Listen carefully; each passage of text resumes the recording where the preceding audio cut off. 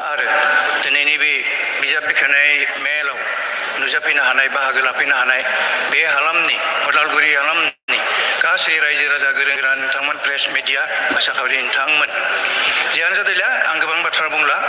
जे दिनै जे मेहेरगोनां मेल बिजाब बेखेवनाय मेल बे बिजाब बेखेवनाय मेलाव आं फंसेल' बाथ्रा बुंगोन जे नोंथांमोना मिथिगौ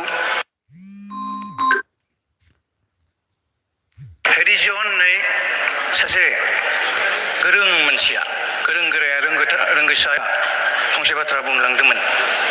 जे जों गासैबो बिजाब फरायनांगौ बिजाबखौ अनसायनांगौ नोंथाङा जेब्लाबो बिजाब फराय जेब्लाबो नों सानसेयाव लाइनसे बिजाब फराय बे लाइनसे बिजाब फरायनायनि उनाव नोंथाङा सानसेयाव 15 मिनिट बिजाब फराय 15 मिनिट बिजाब फरायब्ला सानसेयाव बोसोरसेयाव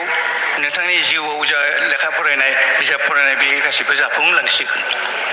बिथाङा बुंनो थांदों जों बिजाब फरायनांगौ बिजाबखौ अनसायनांगौ बिजाबनि जोहै जों गोरों गोरा जानो हागौ गोबां गियान मोननो हागौ सानसे मार्टिन लुथार किं जुनियर बिथाङा ओरै बुंदोंमोन जों दावगानांगौ माजों दावगानांगौ बिजाब फरायनायजों दावगानांगौ बा खामानिजों दावगानांगौ माबोरै दावगानांगौ जों गासैबो जोंहा मोनसे नोजोर दं नोजोरा जाहैबाय अख्राङाव बिरनाय नोजोर नोंथाङा बिरनांगोन अख्राङाव बिरनानै अख्रां सा थांनानै जोंनि राव थुनलाइ हारिमु बेखौ सिबिनायनि जि बाहागो बे बाहागोखौ लानांगोन आरो नाय नोंथाङा जुदि बिरनो हाया नोंथाङा खारनांगोन खारि नोंथांनि बिजाब फरायनायनि जिथुनाखि नोंथांनि जाफुंनायनि जिथु नोजोर जिथुनाखि गल बे नोजोरखौ संहैनांगोन नोंथाङा जुदि खारनो हाया थाबायनानैबाबो नोंथांनि नोजोरखौ आबुं खालामनांगोन आरो जुदि नोंथाङा थाबायनो हाया नोंथाङा हान्थुं फरायनानैबाबो नोंथांनि जि नोजोर बे नोजोर खान्थियाव सहैनो नांगोन बिथाङा बुंनो सानदों बेनि बाथ्रानि जा बे गुमुरा जाहैबाय मा जे जों गासिबो जोंनि जा मावनो गोनांखौ जोङो मोदोम गोसो होनानै मावनांगौ आं बेखौनो बुंबाय रायजो राजा नोंथांमोन बर' हारिनि बर' राव थुनलाइखौ जौगाहोनो गोनां जायोब्ला जों बिजाब अनसायनांगोन बिजाब लिरनांगोन जों दुखुनांथावै जोंनि गेजेराव जे बिजाब फरायनायनि जा हुदा बे हुदाखौ एसेल' नुनो मोननाय जादों आं दिनै बेफोर बाथ्राखौ बुंनो थांला आं खालि खावलायगोन समनि आंखाल जे नोंथांमोना गासैबो बिजाब फरायनांगौ बिजाब लिरनांगौ बिजाबखौ अनसायनांगौ अब्लासो बर'नि जिथुनाखि राव बर'नि थुनलाइ बे थांनानै थानो हागोन होननानै आं सानो आरो आंनि आफादगिरिनि जि दिनैनि जा मानसिनिफ्राय आं बेखिनि जा मेसेजखौ नोंथांमोननि सेराव होनानै आं दिनै जा बिजाब बेखेवनाय जा मेल आफाद बेखौ सालायनो थाखाय आं आखायाव लाबाय आरो आसा थिदों नोंथांमोननि मदद हेफाजाबजों दिनैनि जि बिजाब बेखेवनाय मेला रुजु रुमुयै जाफुंलांनो हागोन गोजोन्थों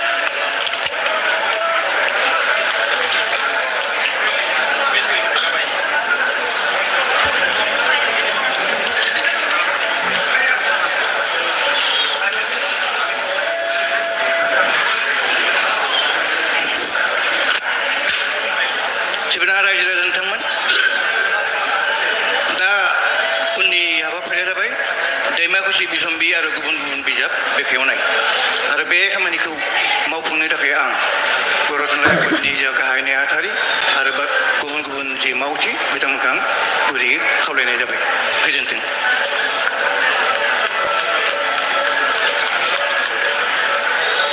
दैमाकुसि जा बिसम्बि बेखेवनाय बे जे रायजो आफादनि जोहै ओंखारनाय जा बिसम्बि दैमाकुसि बे दैमाकुसिखौ बेखेवनो थाखाय जोंनि मानगोनां आलासि जों हांख्रायनानै लाबोदों बिथाङानो जाहैबाय जोंनि आसामनि केबिनेट मन्त्रि जोंनि गेजेरनिनो मन्त्रि बिथां उर्खाव ब्रह्म बिथांखौ आरो बिथांखौ दिनै आं बे आफादनिफ्राय दैमाकुसि जा बिसम्बिखौ बेखेवनो थाखाय आं गुरैयै खावलायबाय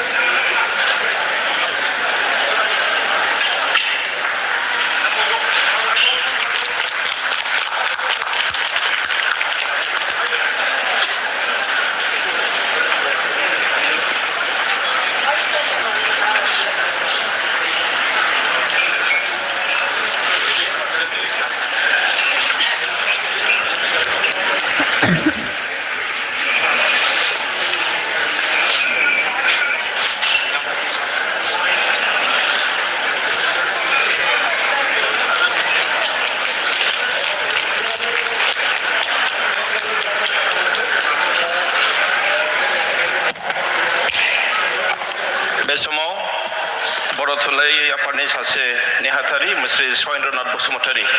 बिथाङा दिनै जेसेबां जोंनि गेजेराव बिजाब बेखेवनो थाखाय बिजाब सफैदों बे फारिलाइखौ फरायनानै होगोन आरो बेनि उनावनो जोंनि मानिजाथाव आलासि बिथाङा बिथांनि बेसेन गोसा स्पिचखौ लाखिगोन बिथाङा बे समाव फारिलाइखौ फरायनानै होगोन मानगोनां दिनैनि जोंनि बानजाय आफादनिफ्राय फोसावनाय बा दिहुनजानाय दैमाकुसि बिसम्बिखौ बेखेवनाय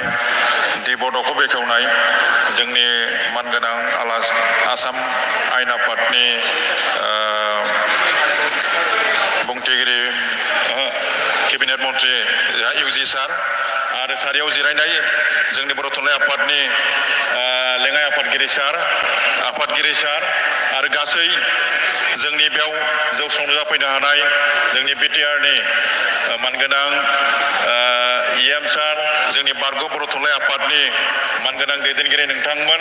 बेयाव गासैबो मख'जोबनो हायै जोंनि गेदेमा आलासि नोंथांमोन बे सायनासालियाव ज' जाफैनो हानाय गासैबो जोंनि गुबुन गुबुन जिल्लानिफ्राय नुजाफैनो हानाय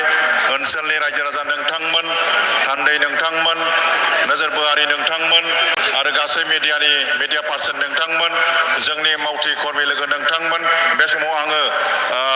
समा जिहेतु जोंहा जोबोद खम बेनिखायनो आङो जोंनि दिनै दिहुनजानाय बा बेखेवजानाय माखासे बिजाबफोरखौ नोंथांमोननि सिगाङावहाय आं फरायथिनानै होनो सानदों बेवहाय बर' थुनलाइ आफादनि बड' पाब्लिकेसन बर्डजों सेबखांजानाय एबा फोसावजानाय माखासे बिजाबफ्रा जाबाय 14था दङ आरो बे 14थाखौ लानानै गासै दिनैनि बे हाबाफारियाव गासै 83 गां 83 बिजाब बेखेवनाय जाबाय बेफोर बिजाबखौ आङो फरायथिनानै होनो सानबाय नोंथांमोननि सिगाङाव दा बर' थुनलाइ आफादनि बड' पाब्लिकेसन बर्डजों सेबखांजानाय बिजाबफ्रा जादों गोरोन्थिया आंनि बे जाबाय आर'ज आरो खन्थाइ मेथाइ बेखौ लिरदोंमोन अजित कुमार ब्रह्म सानस्रिनि सनाथि मोदै खन्थाइ बिजाब लिरगिरि देरसुमा खुंगुर बसुमतारी गोबोरनो रोङै हाबिलास सुंद' सल' बिजाब बेखौ लिरदोंमोन जनिल कुमार ब्रह्म नीलकमल ब्रह्मनि सोरजि बिहुं बे जाबाय जथाइ बिजाब बेखौ जथायदोंमोन उथ्रिसार खुंगुर बसुमतारी मुगानि फाखन खन्थाइ बिजाब तरेन बर' सारनि बियो सोरजि आरो जिउनि बेसेन मोन्दांथि सावरायथाय बिजाब उथ्रिसार खुंगुर बसुमतारी अख्राङा मिन्थिया अखानि थं बे जाबाय खन्थाइ बिजाब लिरगिरि थानेश्वर गयारी आवसारि सुंद' सल' बे जाबाय गपिनाथ बरगयारीनि लिरनाय सुंद' सल' बिजाब आबौ खबाम राजा उत्तम चन्द्र खेरखातारिनि सोरजि आर'ज आरो खन्थाइ मेथाइ लिरगिरि उत्तम चन्द्र खेरखातारि थावख्रि लुनाय ना गुरनाय आरो गोबां रायथाइ बिजाब मुकुट प्रसाद बर' बाथौ महाकाव्यम संस्कृत बिजाब बिद्यापति दाहाल गाहाम सोलों गथ' थुनलाइ बिजाब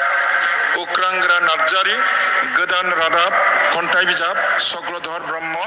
बर' रावनि बानानखान्थि